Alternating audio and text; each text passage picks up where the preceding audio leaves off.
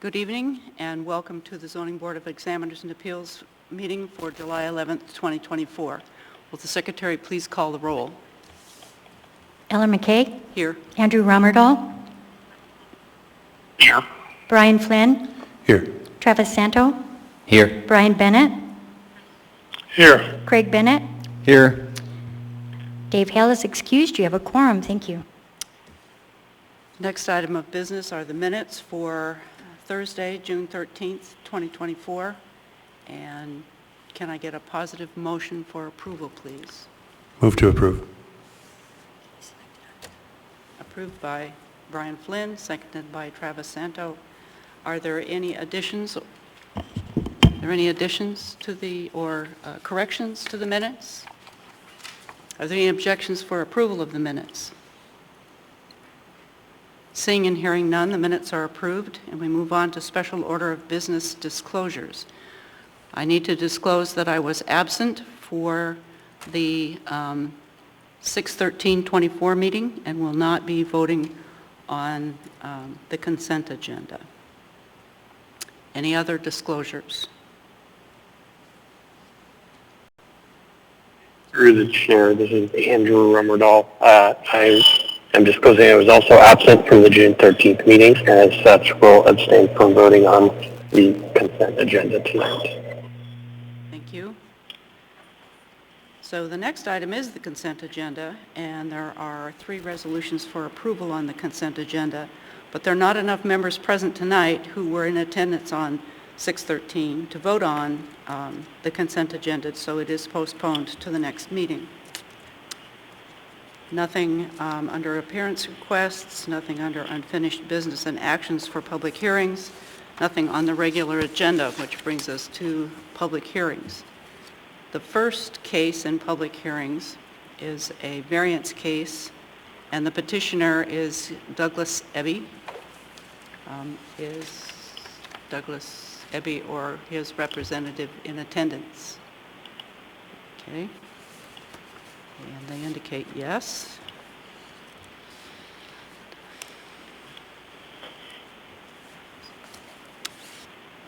Okay, will the petitioner please come forward?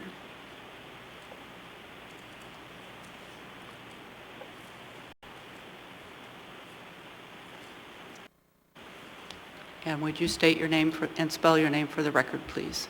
Yes, my name is Laquita Chmielowski, Chmielowski, and I'm with Dow representing Doug Eby. And you want... Oh, yes. We are asking to postpone to the next hearing. Okay, could I have a positive motion for the postponement? Move to approve. Or is it on the screen? I'll second. This is Andrew. Okay, Brian moves. Brian Flynn moves, and Andrew Romerdahl seconds. Is there any objection to postponing to the next meeting? Hearing and seeing none, your case has been postponed to the next meeting. Thank you.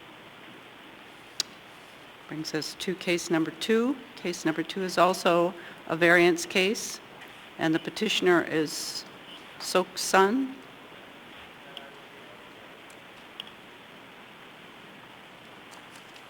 Okay. Wait. Tonight is not going as we had planned, so we're a little discombobulated. Hang on, just wait. Okay. First case is, appellant is, will the staff please describe the notice given in this case? Thank you, Madam Chair. On June 14th, 2024, a total of 402 public hearing notices were mailed in accordance with the procedures of AMC 2103020H. Notice as of this writing, no public comments have been received. The Mountain View Community Council did not provide comments regarding this case. Are there any objections to the sufficiency of notice in this case? Seeing and hearing none. Did Did you want to continue with this case, or did you want to postpone?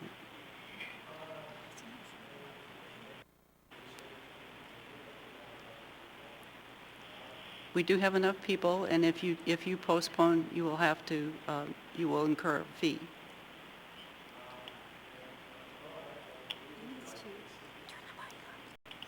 You need to turn the mic on, so there's a green square? Square? Okay, Oh. now, Okay, is that better? yeah. All right, perfect. I just want to make sure you wanted to continue, because things have been kind of, Yeah, out of sorts. I think we would wish to continue Okay. and all right, make our case. all right. Just a minute. I'll tell Do you you want me when to it's your walk turn. back? You don't have to. You can stay there, or you can sit, either way. Anyway, will the staff please present the case? Thank you, Chair. This is a request for a dimensional variance from AMC 2106020, Table 2106-2, Table of Dimensional Standards, Commercial and Industrial Districts, to allow a commercial structure to encroach 3 feet into the 5-foot secondary front setback, 3 feet into the north 5-foot side setback, 1.1 feet into the west 5-foot side back, and to exceed the maximum allowable lot coverage of 50% by 6%. The original structure was constructed in 1950. This was prior to any zoning regulations for this property. This lot was replatted 4 times after the building was constructed, twice in 1956, once in 1964, and once in 1968. The current property owners purchased this property in August 2023, knowing that a non-conforming determination had been completed in 1995. The 1995 determination provided legal non-conforming rights for the structure's encroachment into the secondary front setback, side setbacks, and exceeding lot coverage. At the beginning of 2024, the owner started the building permit process to remodel the existing structure. As part of the permitting process, the owner acquired a new non-conforming determination and was made aware of minor, non-permitted additions to the structure, roof overhangs to the south and west sides of the building, and a 12-square-foot attached closet on the west side that the previous owner had constructed in 2009. These additions furthered the existing nonconformity, creating a violation and the need for a variance. As part of the remodeling of this structure, the owner is removing the additions to the structure from 2009. The removal of these additions to the structure does not eliminate the structure still encroaching 3 feet into the 5-foot secondary front setback, 3 feet into the north 5-foot side setback, 1.1 feet into the west 5-foot side setback, and exceeding maximum allowable lot coverage by 6%.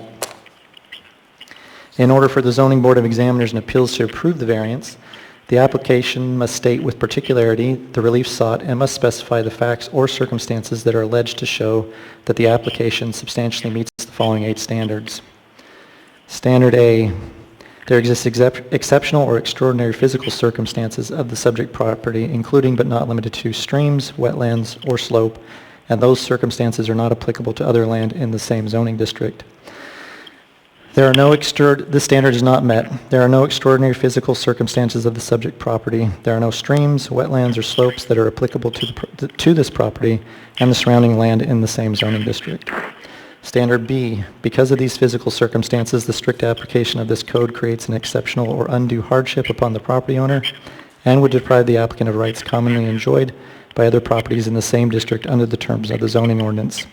This standard is not met. The physical circumstances defined in Standard A above do not apply to this property. However, demolishing the building or modifying the existing structure to fit within the setbacks would create an exceptional or undue hardship for the property owner.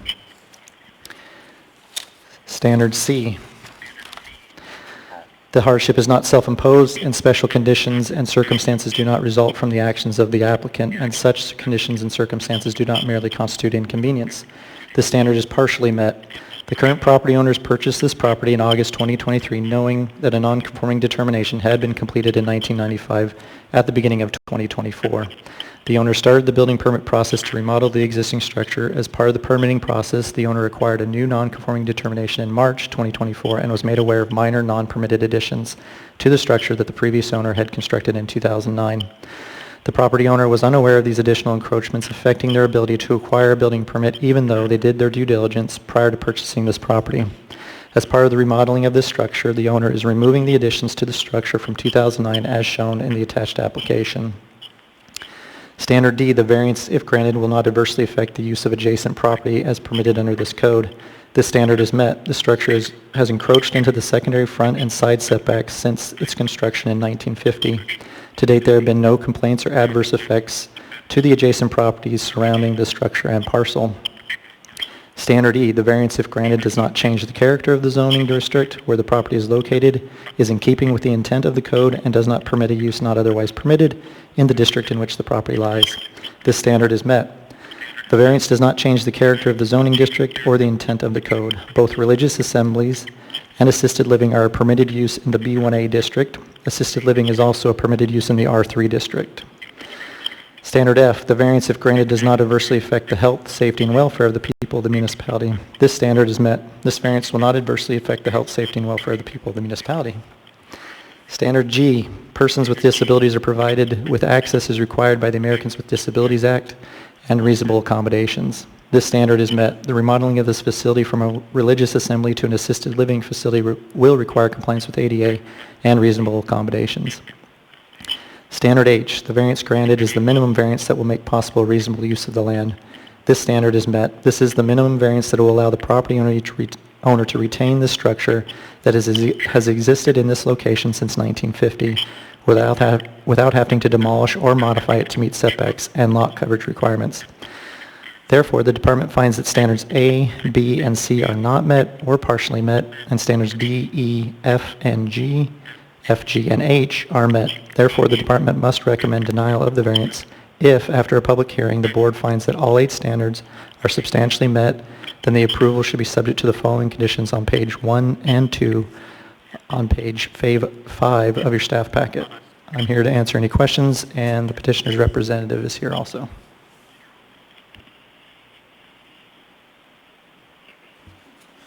Are there any questions of staff by the board?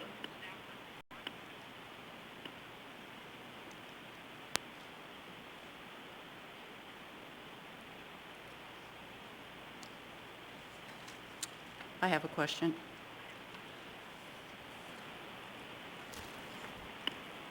When the previous owner constructed the additions that in 2009, is that what made the legal non-conforming rights disappear? Yes, Madam Chair, that's correct. So prior to that, in 1995, they had a non-conforming determination before those additions were added and were enjoying those non-conforming rights. But as soon as the previous owner in 2009 added those, they intensified the non-conformity. And even though they're removed now, it doesn't revert? It does not. Okay. Hence why we're here for the variance. Thank you. You're welcome. Any other questions of staff by the board?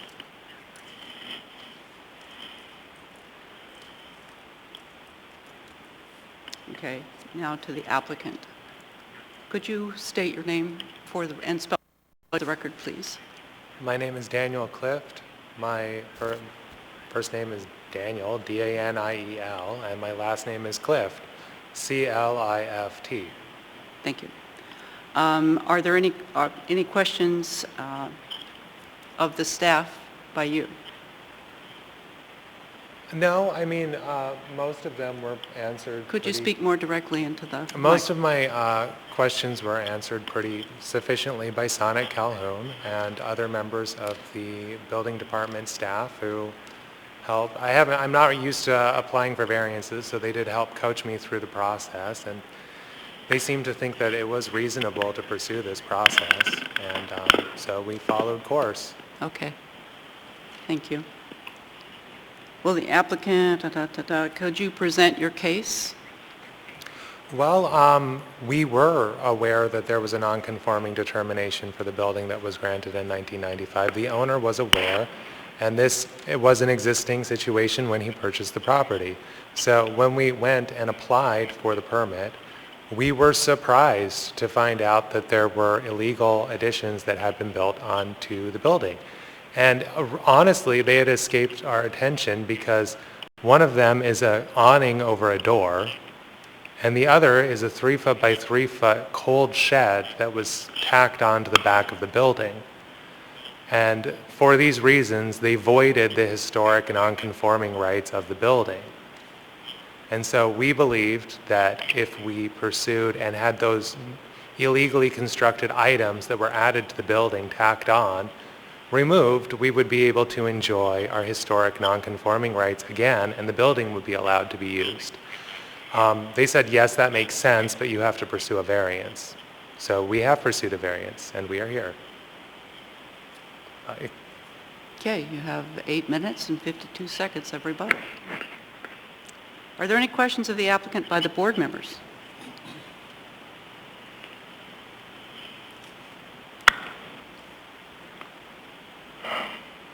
Okay.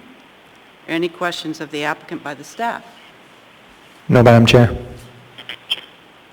Okay. Then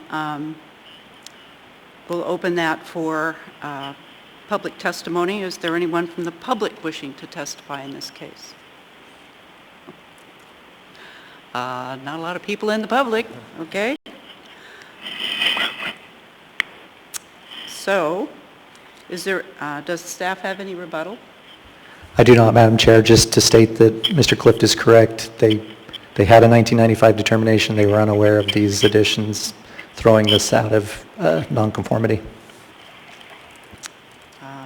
And you have almost 9 minutes additional if there's anything you want to add. Thank you for your time. Okay. So the public hearing is now closed and the matter rests with the board. May I have a positive motion, please?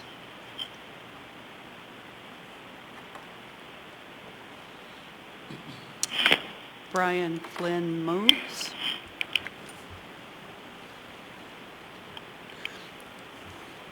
I'll second. So, I thought I heard a motion. The other Bennett, but go ahead.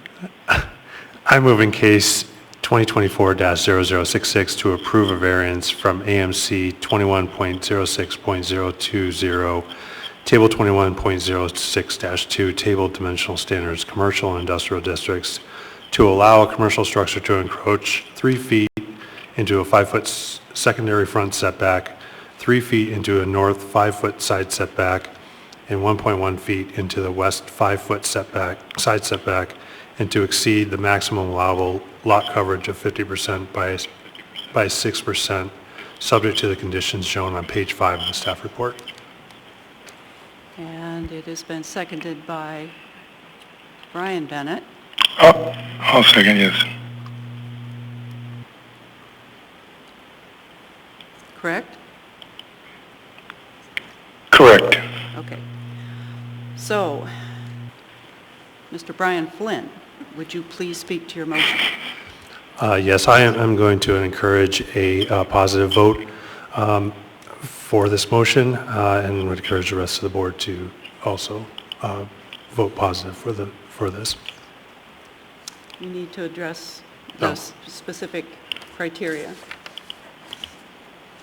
and tell me why or tell us why.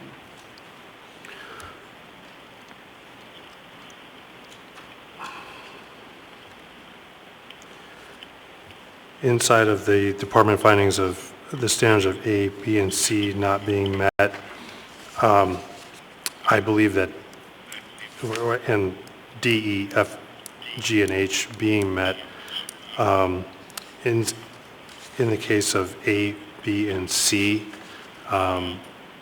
these items were added in a prior to the current owner owning the property. Therefore, I believe that if they are able to adhere to the standards met by staff, that we should be able to allow this variance to proceed.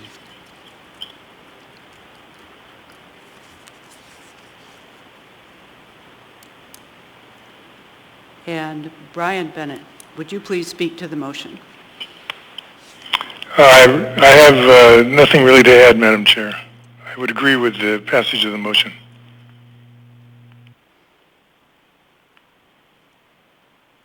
Thank you. Is there any further discussion? Yeah, through the chair, I'd like to add, as staff stated, for finding standard B, demolishing the building or modifying the existing structure to fit within the setbacks would create an exceptional or undue hardship for the property owner.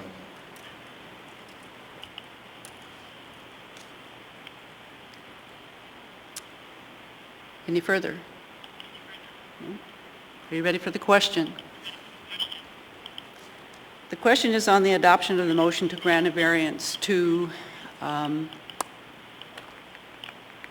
allow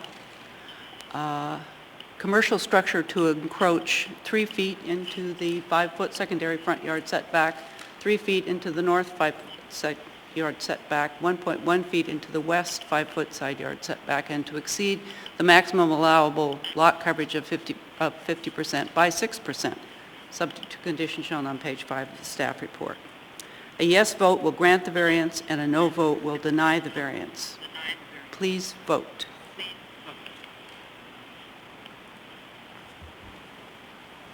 Mr. Bennett, how do you vote? Approve. Mr. Romerdahl? Yes. Thank you. There are 6 votes in the affirmative, no votes in the negative, no abstentions. The variance is granted. Thank you.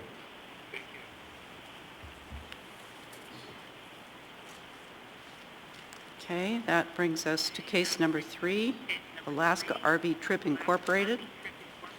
Is the petitioner available?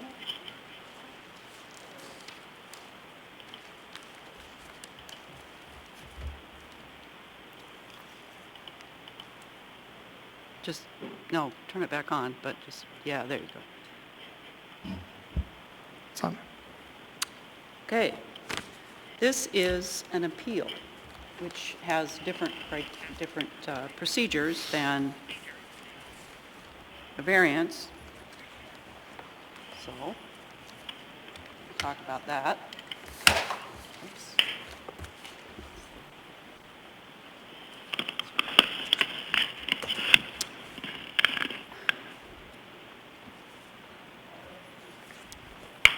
Okay, so the procedure, because that's the first thing to do, Chair introduces the appeal, explains the procedure to be followed. So the procedure to be followed, the procedure by which the public may speak to the board is as follows. After the staff outline of the appeal is completed, the chair will ask for the appellant to state their case. The appellant, including all of his or her representatives, has 10 minutes for their presentation and may reserve time for rebuttal at the end of the hearing. Throughout the proceedings, the burden of proof rests upon the appellant, who must convince the board by a preponderance of evidence that the appeal should be granted. A concurring vote of a majority of the fully constituted membership of the board, minus those excused by conflicts of interest, shall be required to grant the appeal. On the conclusion of the applicant's presentation, the board members and the staff will then direct questions to the appellant through the chair. After the appellant's presentation, the staff will give their presentation. The chair will then open the hearing to public testimony on the issue. Persons wishing to testify will follow the time limits established in the rules of procedure. Representative of groups, community councils, PTAs, etc., have 5 minutes, and individuals have 3 minutes. When your testimony is complete, you may be asked questions by the board. You may only testify once on any issue unless questioned by the board. Time is kept by the secretary. The display at the front will be green to within 1 minute of the time allowed and then will turn yellow. At this time, you should begin to sum up your testimony. At the end of the time allowed, the light will turn red and a tone will sound. Any individual may have appeal rights relating to any action of the Zoning Board of Examiners and Appeals takes. The parties have 30 days from the date of mailing or other distribution of the decision to file an appeal to Superior Court. Okay. So the first case, or this case, which is the third case, is an appeal of non-conforming determination for Lot 3, Estelle Subdivision, street address 1115 Chugach Way. And the applicant and the appellant is Alex, well, let's see, Marqueta. Marqueta. So will the staff please describe the notice given in this case? Can I first request, I was ready to request a move to next meeting. So I was instructed that it was going to be a short meeting. I understand that if I request that now, I'm asked to pay a fee, which I think it would be unfair since I was given notice it was going to be short. So some of the legal experts for public, what do you call it? Public Hearing? testimony. I also told them that it was going to be postponed, so they weren't going to be able to be if the meeting continued.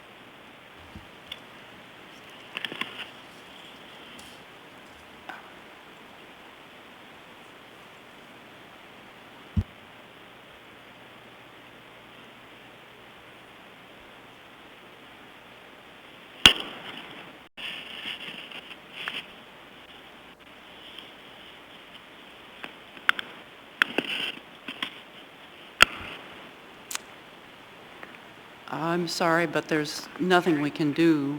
The first Understood. case postponed and had to pay a fee.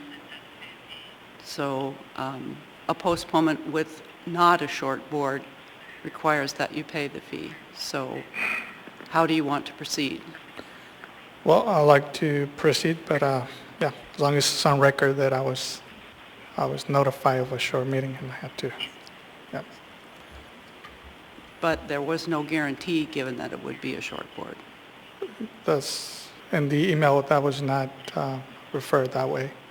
Okay. So we're going forward.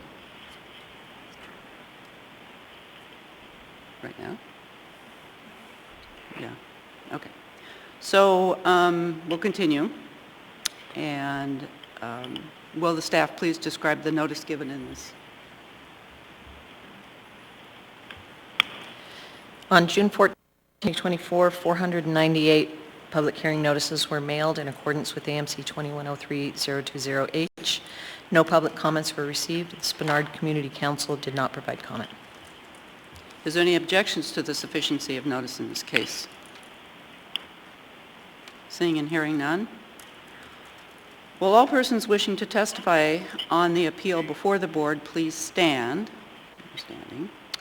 Do you solemnly swear to affirm? Do you solemnly swear or affirm that the testimony you are about to give is the truth? Yes. Yes.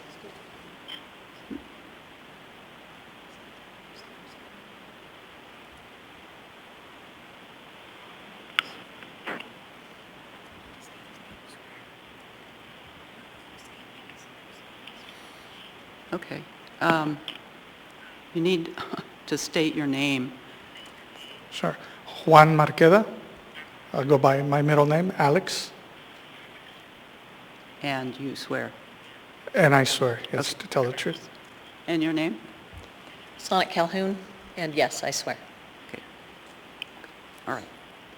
Will the staff please briefly outline the case?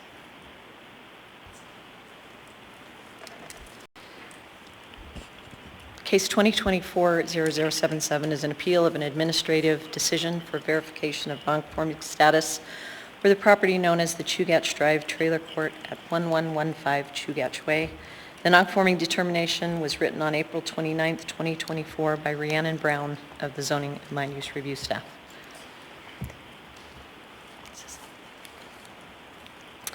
I would like to make the board aware that during the research process for this appeal, it was discovered that the non-conforming determination has one minor error. The minor error does not have any bearing on the historical use of the site, and the site still has legal rights for its use. The conclusion in the non-conforming determination indicated the manufactured home community was considered to have a legal conditional use approval. The correct conclusion is that the site has legal non-conforming rights for the lack of 2 acres of site size for a manufactured home community, because the site has not changed its use since it was established in 1956. The Planning Department recommends denial of this appeal because the documented history of the property supports the determination of its use as a mobile home park. I'd like to direct you to Section 9 of your staff report, which starts on page 254. Is this a brief outline? Because you'll get a chance. There's the outline. Okay. Thanks, sorry. It's okay. It's not often we have appeals. Very rare. Okay. Will the appellant or the appellant's representative please come forward and state your name and spell for the record, which you've already done. So please present your case.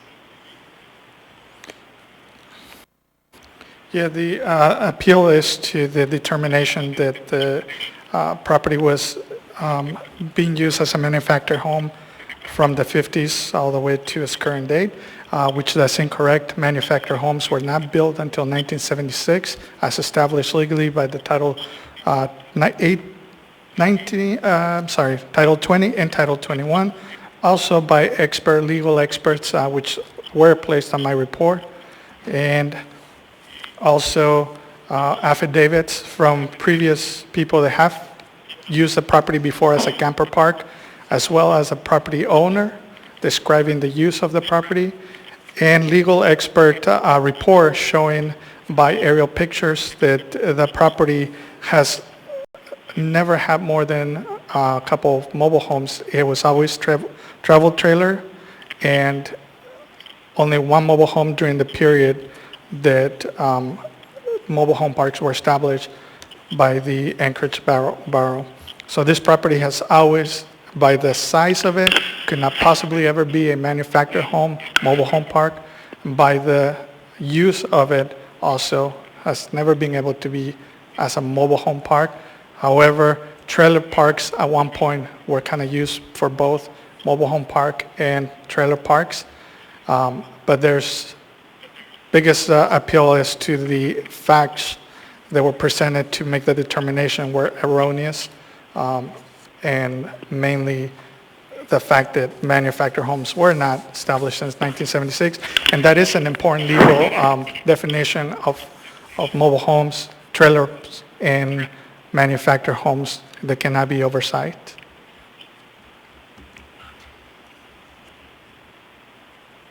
That's it? Okay. I have a request. Brian Bennett, could you mute when you're not actually speaking?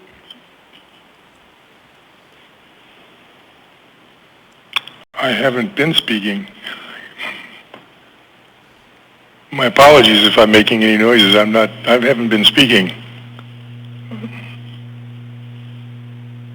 But could you mute when you're not speaking?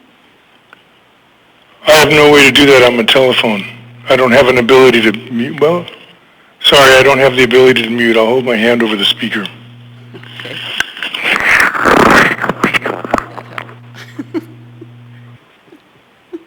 Okay.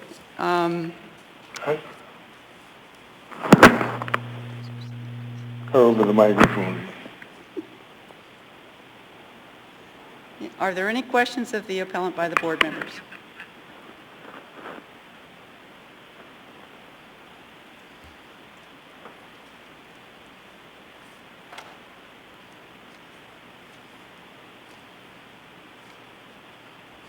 Are there any questions of the appellant by the staff? Not at this time, thank you. Will the staff please give your presentation? Thank you, Madam Chair. The Planning Department recommends denial of this because the documented history of the property supports the determination of its use as a mobile home park. I'd like to direct you, again, to Section 9 of your staff report, which starts on page 254. This section of your staff report is 124 pages. It starts with a condensed list of administrative permits for a mobile home park that were issued annually from 1964 to 2003. A copy of each permit with supporting documents to include the inspection reports and violations follows. Prior to issuance of the administrative permits each year, the mobile home park was inspected and reviewed for compliance with Title 21 requirements. The requirement for administrative permits was eliminated in a code change of Title 21 in 2004. The regulations for a mobile home park have remained substantially the same since 2004. The 2014 Title 21 rewrite renamed a mobile home park use to a manufactured home community. On page 201 of your staff report is an aerial photograph from the 1990s.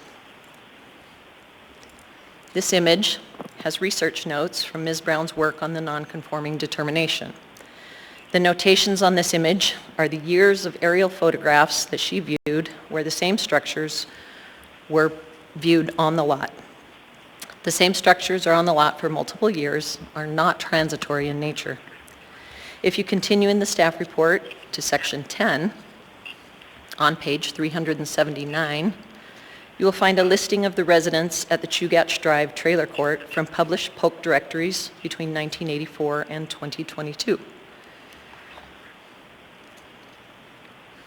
These records show a continuous use of the site for long-term residency. Some of the residents at this park have a history of more than 20 years living there. The official terminology of trailer homes, mobile homes, and manufactured homes has changed throughout the years. However, in common language, they are often used interchangeably. Previous versions of Title 21 referred to a trailer court and a mobile home court as the same use and used those terms interchangeably.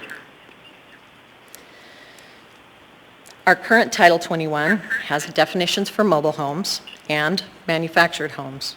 The technical differences of these types of structures are outlined in the definitions, but the definition of a manufactured home community includes mobile homes.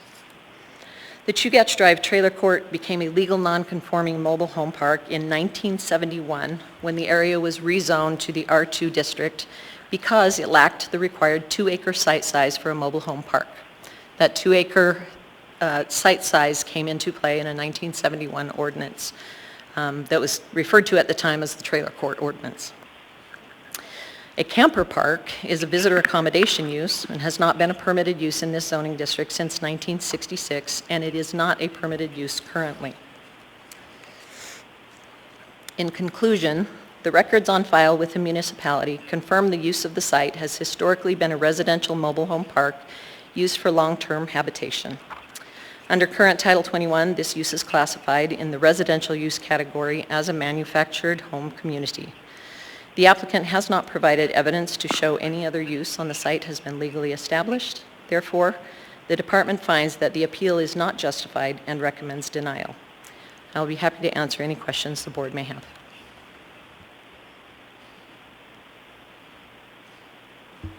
Are there any questions of staff by the board members?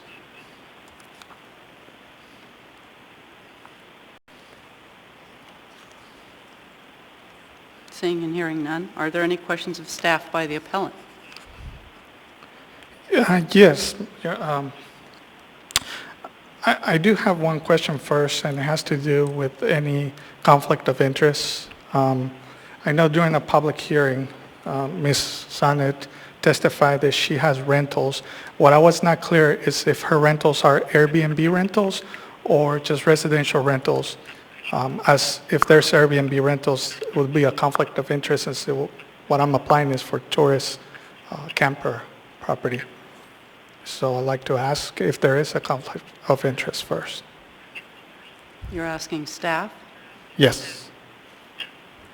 Ms. I Calhoun? own no rental properties at all, no Airbnbs, no other types of rental properties at all. There is no conflict of interest. Good. Okay. Then, the hearing is open for public testimony. There's nobody in the public. I have a couple more questions. Oh, of staff? Yes, of staff. Okay. The aerial pictures that they noted, they were selected to determine what kind of structures were in the property. Were these stereo pictures used, or what type of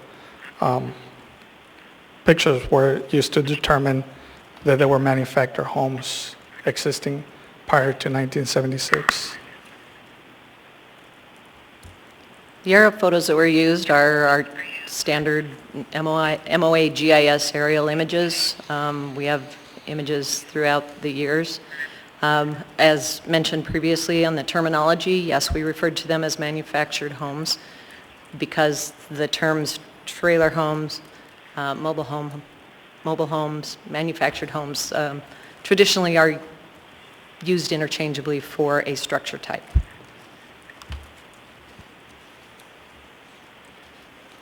I would like to ask also the staff if they ever had an opportunity to view the video of the documentary I submitted that describes the history of trailer courts, mobile home parks, and manufactured homes.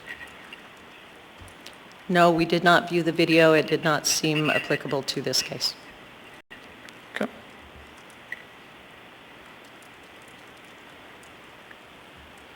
Any other questions of staff? That's the questions I have so far. Okay. I've never done this before, so pardon me, but you have mentioned that I can rebut any...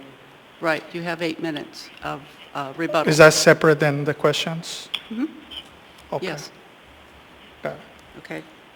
So, we opened the hearing for public testimony, and there is no one present. Is there anyone on the phone?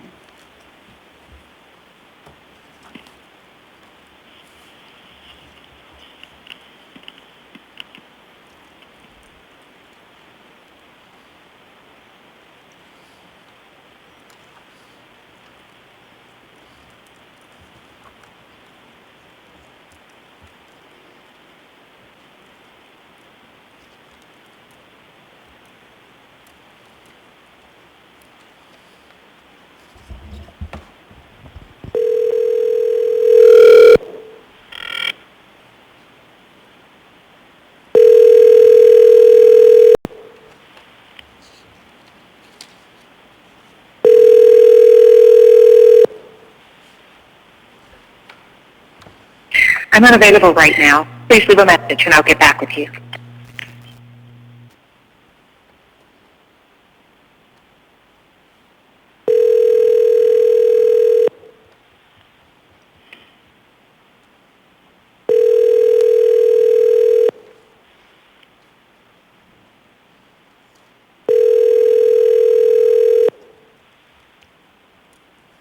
I'm unavailable right now. Please leave a message.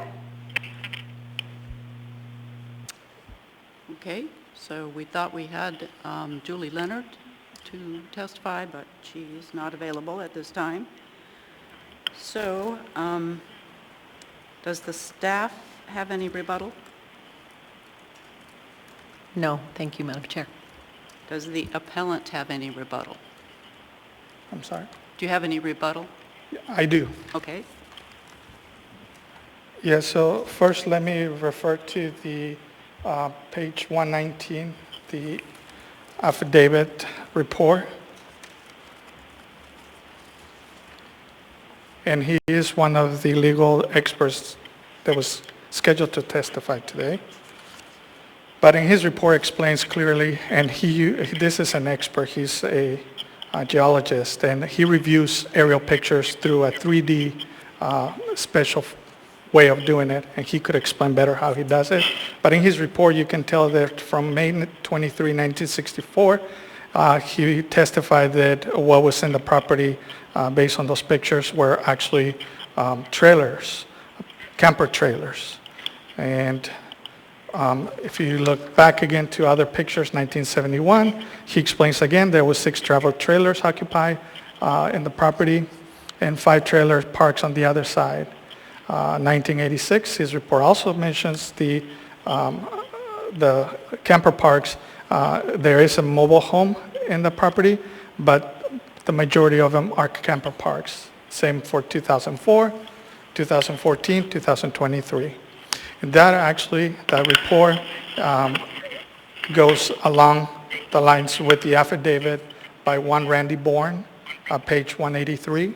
He was actually a resident in this property for more than one time, and he specified this, how his residency was at this camper park, and where he only stayed a few months at a time, and also the description of the property. So he describes very precisely there was 3 to 4 Airstream trailers on one side, and there was 2 motorhomes and 2 travel trailers on the angle. And also he mentions the owners, which are part of the pool report that the staff showed. Most of those that were there for more than 15 years are the owners, family of the owners. If you see the last name, Hunter, that was actually the previous owners of the property. They have families stay there for years. And a lot of these trailers became set, and people lived there for years as it was legally allowed. As in the report mentions in 1969 that was rezoned and it was allowed. Also, if you look at the refute to the permitting, there was not any done before 1964, I think they mentioned. If you look at page 99, you will see that this was actually established. I'm sorry, it's not 99. Page 119.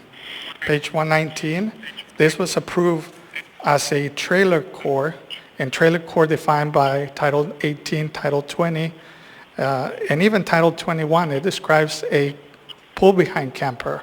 And I know the staff continues to say that it can be used interchangeably, but if that was the case, then camper parks will be the same as a mobile home park or manufactured home park, which when you look at tax records, all of the RV parks in Anchorage, they are defined as a mobile home park. So it is important to know the definition of it, and that's why Secretary of HUD has publicly said that manufactured homes built before 1976 are not manufactured homes, they're mobile homes. And mobile homes are not camper parks, camper coaches. So there is a definite definition on all of this. And all the permits, if you look at that that I mentioned, 119, it clearly says that it was established as a trailer core with non-conforming status. So this trailer park had non-conforming status before all the ordinances were established. And it has continued to be used such. The only difference is the owners, after they passed away, the new owner just didn't manage it the way it should be, but the campers some of those campers are still there. And if they find the same, then I should also be allowed them to continue using it as the camper parks that are there, because according to staff, it's the same thing, a mobile home than a camper park. But in reality is that the definitions do matter, and that's why I'm requesting that all the facts established to determine this was a manufactured home to be looked into in detail. The affidavit by the owner as well mentions what his family has used this property since the 1950s.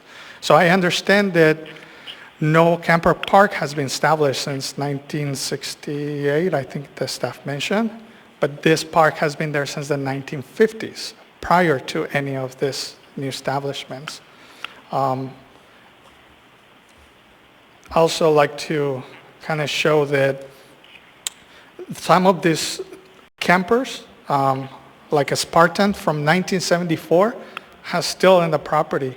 And by a hearing officer during the hearing testimony, he mentioned that any mobile home parks they have non-conforming rights, have the right to be moved or replaced, and as is permitted in mobile home parks. In my report, and again, I'm sorry because I wasn't prepared to testify today, I was ready to postpone this, but in my report, I mentioned of Title 21 under manufactured homes, it does have a part where it mentions for camper parks inside a manufactured home. Established, it allows them to be there as long as they're separated from mobile homes. And this is what this hybrid camper park has always had. Kind of like mobile homes on one side and campers on the other side. So I'm not asking for establishing a new camper park under the normal regulations will not allow it, but I'm just asking to allow the continued use as this being of a camper park, with the exception of 2 mobile homes that were also permitted there back in 1980.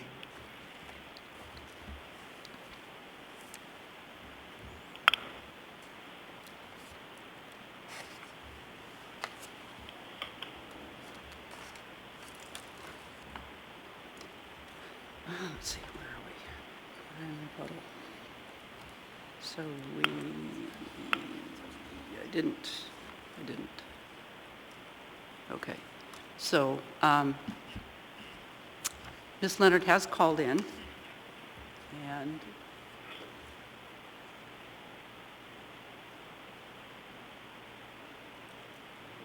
yeah.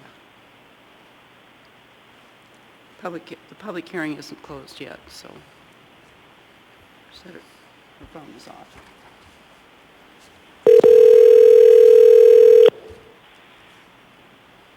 Hello? Hello, is this Julie Leonard? Yes, it is. This is the Zoning Board of Examiners and Appeals calling for public testimony in case 2024-0077. Are you testifying as an individual or representing a group? I am testifying as an individual. All righty, you will have 3 minutes to testify. Please state your full name for the record and begin your testimony. Okay, my name is Julie Leonard. I want to apologize for not being on the phone to know exactly where we stand with this, but I know that there were two instances where I testified against Mr. Marqueta, if that's the correct pronunciation. One was Mr. Marqueta running a mobile home business out of the property at, I believe it's 1115 Chugach Way. I know previously there were mobile homes on that property, but then there was mobile RVs running up and down Chugach Way, which, you know, Chugach Way is a narrow property, a narrow street anyway, and just running a motorhome business just isn't, it just doesn't fit in our neighborhood. The other case was a fence that was, it was outside of the realm of what the municipality allows for fencing. And that was another case, and I'm not really sure why we keep appealing the same things. I know that there is a Chugach Way plan that is going to be happening here that the municipality is working on, and RVs running up and down the street don't fit in that plan, and neither does 8-foot-high fences. So I am against both. I'm a member of the Spenard Community Council, and not that I'm representing the council at this point, but those two things have come up in our meetings, and our council is opposed to both of those as well. So I apologize for not being completely prepared, but you know, I know that there's some records on both of the cases that Mr. Marqueta is fighting, and it's just not a fit for our neighborhood, either one. And so I am against either one and both of those happening. And that's pretty much what I've got to say right now. I know that there's some testimony previously with my name attached, so I would encourage you to take those into consideration also. Thank you. That's it. Thank you for your testimony. All righty. Thank you for allowing me to voice my concerns.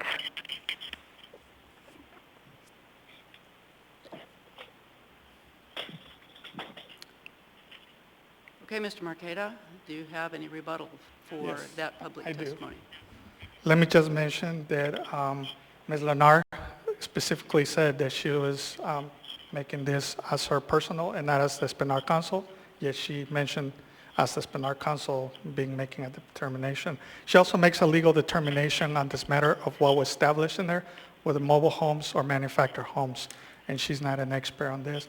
And also let me bring out that her sister, Jerry Lenar, was actually trespassed from our property several times.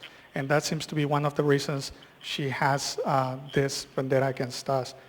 And also let me remind the board that we are not here, I'm not appealing any determination of the RV business or RV property or the fence. We're solely here for the appeal of the determination of the use of my property.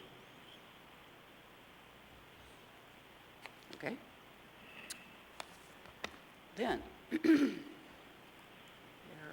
doesn't seem to be anyone else that is here to testify, any public testimony left, so we'll close the public hearing and the matter rests with the board. It has been, let's see, may I have a positive motion, please?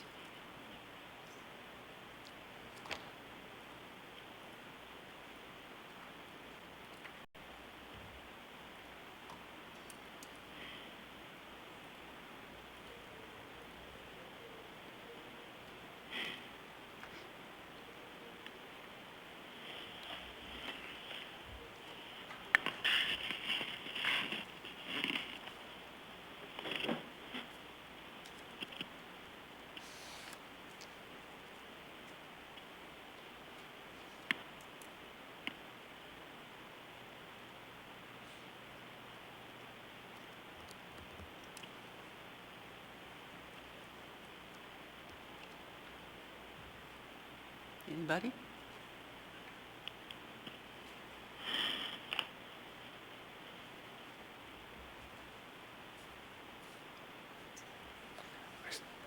Can I still use the rest of my time? Could you what? Still use the rest of my minute? The public hearing has been closed. Okay. So we're No, just waiting on a motion.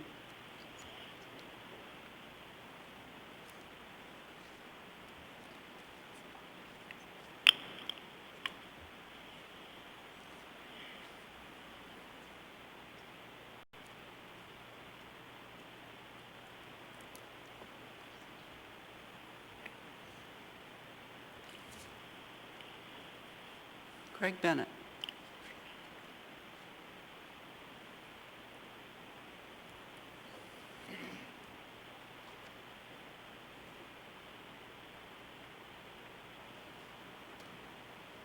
There we go. Okay. I move in case 2024-0077 to approve the appeal of the non-conforming determination for Lot 3, Stella subdivision, site address 1115 Chugac Way. Seconded by Brian Flynn.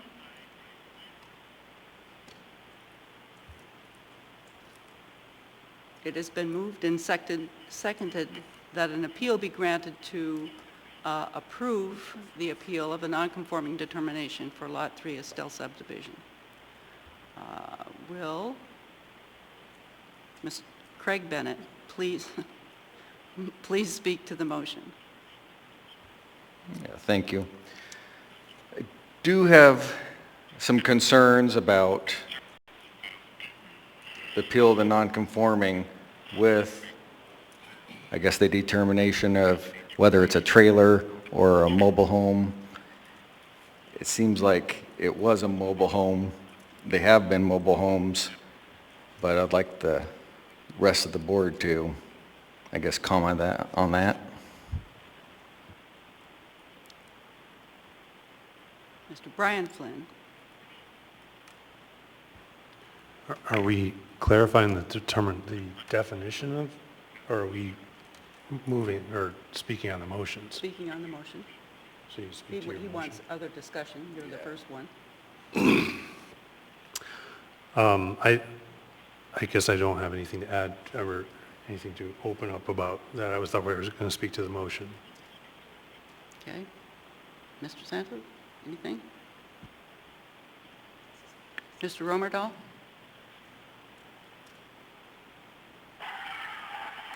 Nothing to add. Mr. Brian Bennett?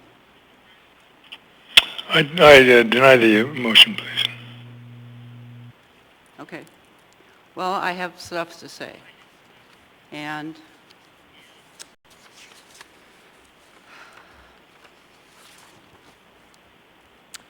I have something to say in this case, and to do so I need to temporarily leave the chair. Generally, I would pass the gavel to the vice chair, who is not in attendance. And in his absence, I would pass it to the parliamentarian, who's on the phone. I can't pass it. Is there any objection to me naming Mr. Okay. Who's going to make the motion? Could you move to allow me to be the vice chair, please? Could you move to have him be the vice chair, please? I move the vice chair, Pro tem, pro temp, to act as pro temp, but Brian Flynn. Brian Flynn to act as pro temp. I second. Is there any objection to the motion? Hearing none. There you go. All right. So, according to the specific allegations of error on Mr. Marqueta's appeal, he alleges there are multiple errors on established facts on the verification of nonconforming status 2024-010685-0. The only conclusions on the verification that did not verify nonconforming status is that the lot for this lot were the use of a storage, were its use as a storage yard and the height of the wooden fence. On the appeal form, Mr. Marqueta alleges incorrect interpretation of aerial photos, insufficient research, incorrect conclusion of 14 manufactured home spaces, incorrect conclusions of conditions of use as manufactured home community, when in fact it has always been a trailer court, otherwise known as a camper park, and references AMC 2385 AE 201 definitions listed on page 33 of the packet. And finally, failure to establish de facto legal nonconforming rights. In the additional documentation provided with the appeal, Mr. Marqueta lists his main objections. First, determination of approval for 14 manufactured homes and naming it a manufactured home community is erroneous. I'm not sure why Mr. Marqueta would complain about the number of approved spaces that he thinks the lot would accommodate, but the objection to the name is a matter of definition. AMC 2115-040 defines manufactured home community as a parcel of continuous parcels or continuous parcels which is used for occupancy by 2 or more mobile homes or manufactured homes. AMC 2385 AE 201, which is one of the things that the appellant refers to, defines a mobile home park as any parcel or adjacent parcels of land in the same ownership which is utilized for occupancy by more than 2 mobile homes. This term shall not be construed to mean tourist facilities for parking of travel trailers or campers. The key term is mobile home. It is reasonable to assume that the two definitions are equivalent. AMC 2385 clearly draws a distinction between mobile homes and travel trailers or campers. AMC 2113 is the portion of the code dealing with nonconformities. AMC 2113-120 specifically addresses mobile homes. AMC 2385 also draws a clear distinction between a camper park and a mobile home park. Camper park is defined as a tourist facility approved by the municipality for use by dependent and independent recreational vehicles, including motorhomes, pickup campers, travel trailers, tent campers, and similar recreational vehicles, as opposed to a mobile home park, which is licensed to accommodate mobile homes. His second objection is that structures listed as, in the as-built for structures listed as A, B, C, D, F, H, and I and J are governed by AMC 2113-060 is erroneous. Well, that's not what the determination says. Where the determination lists these structures is in reference to a setback encroachments, and AMC 2113-030 is cited. Mr. Marqueta says the correct code is AMC 2113-020 and states that it allows mobile homes to be repaired, moved, or replaced as long as the nonconformity is not increased. However, AMC 2113-020 only allows mobile homes on individual lots to be moved and only in compliance with the setback regulations. His third objection, that the trailer court has never had enough spaces for 14 mobile homes and no manufactured homes has ever been on the property. Again, I am not sure why Mr. Marqueta would complain about a higher number of approved spaces than he thinks the lot would accommodate. And as stated above, manufactured home and mobile home can reasonably be construed to mean the same thing. His fourth objection, current code allows for a camper park and mobile home park to coexist as per AMC 2170-120. Well, AMC 2170-120 is not current code. It is old code. It expired on 12/31/15 and is listed as repealed. In the additional documentation, it also lists Mr. Marqueta's request. And there are 5 requests. But the issue before the board is not to rewrite the verification of non-conforming status, but only to grant or deny the appeal. His first request modified the verification of non-conforming status to classify Chugach Trailer Court as a camper park. Historically, Chugach Trailer Court has been classified as a mobile home park, now referred to as a manufactured home park, but never as a camper park.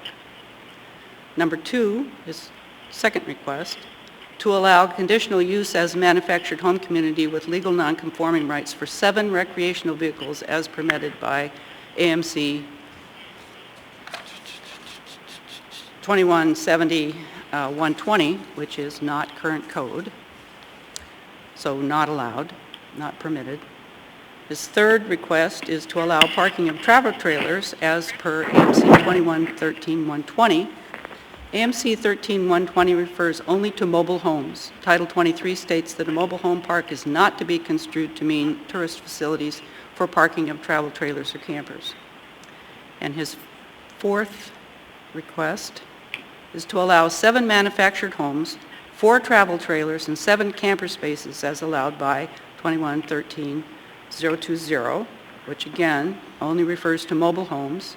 And this totals 18 spaces, and Mr. Marqueta states that the lot cannot even accommodate 14.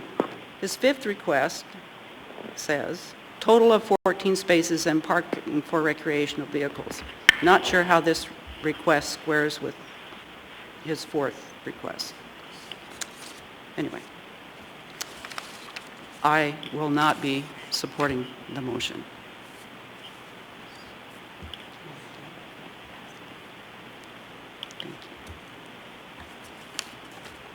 Okay, I have returned to my duties as chair.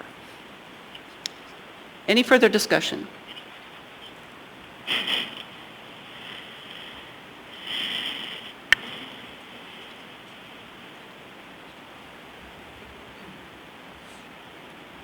No? No? Okay. Are you ready for the question then? The question is on the adoption of the motion to grant an appeal to... Oh, it went away.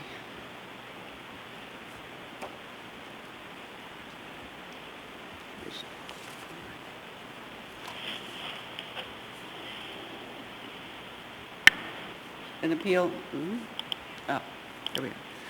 To approve an appeal of the non-conforming determination for Lot 3 Estelle subdivision, site address 1115 Chugach Way.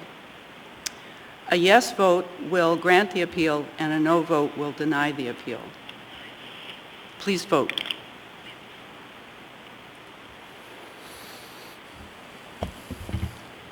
Mr. Bennett, how do you vote?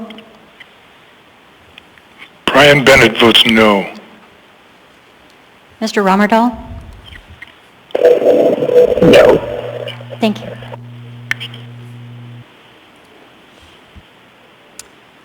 There are 0 votes in the positive and 6 votes in the negative, and the appeal has been denied.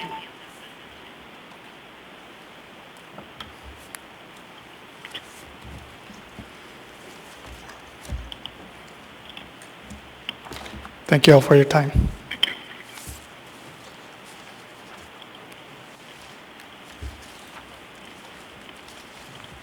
Yes, I spent a long time on that. Okay, that ends the public hearings, and there are no reports from the chair. Is there a report from the secretary? Meeting? Do we have a meeting? Okay. No committees? Board member comments? It's good to see you.